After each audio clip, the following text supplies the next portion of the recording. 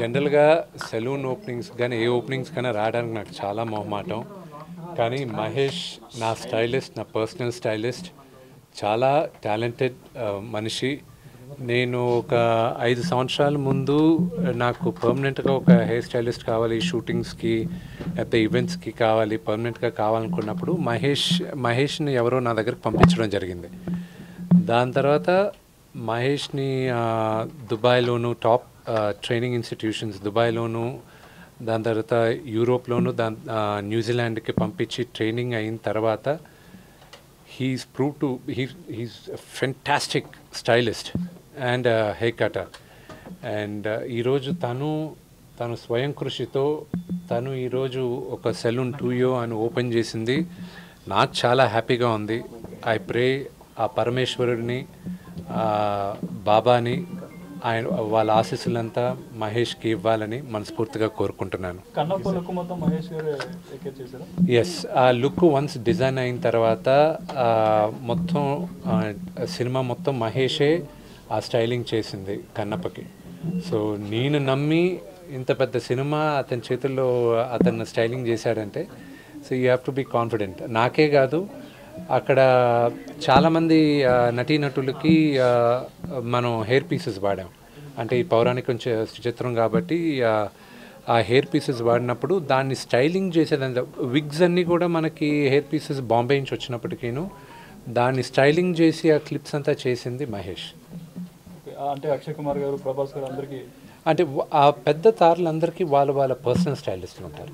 మిగతా వాళ్ళకి ఇప్పుడు శరత్ కుమార్ గారి దగ్గర నుంచి వీళ్ళందరికీ ఈయన దగ్గర స్టైలింగ్ చేశారు. ఫస్ట్ ఆ ఒక హెయిర్ పీస్ని స్టైల్ చేసిన తర్వాత వాళ్ళ స్టైలిస్టులు దాన్ని అమలుపరుస్తారు. So that's what. నాన్నగారు 50 years కంప్లీట్ చేసుకున్నారు, చాలా గ్రాండ్గా సెలబ్రేషన్ కూడా చేశారు. ఎలా అనిపిస్తుంది?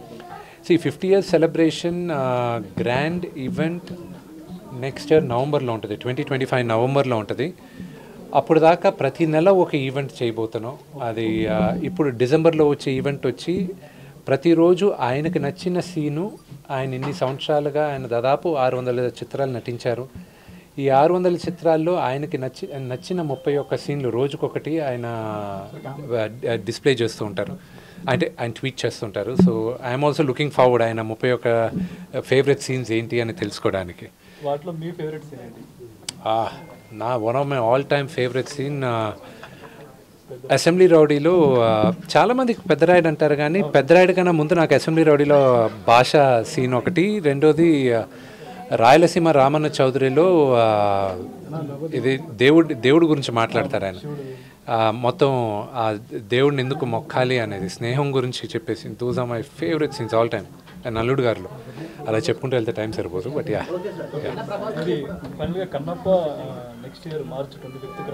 ఏప్రిల్ 25th సమ్మర్లో మీకు మరి ఏ సినిమా పోటీకి రాదనుకుంటున్నారా? ఈరోజు ప్రతి నిర్మాతతోనూ మాట్లాడి మేమందరం ఇంత భారీ బడ్జెట్ సినిమాలందరూ ఒకరొకరు మాట్లాడుకొని స్పేస్ ఇచ్చి చేయడం జరుగుతుంది.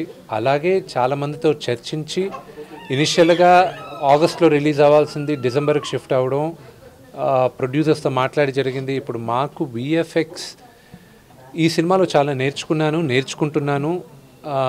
అంత ఈజీగా అవ్వట్లేదు పోస్ట్ ప్రొడక్షన్ ఇదంతా. సో ఎందుకు డిసెంబర్లో రిలీజ్ చేయలేదని ఎవరు అడగరు.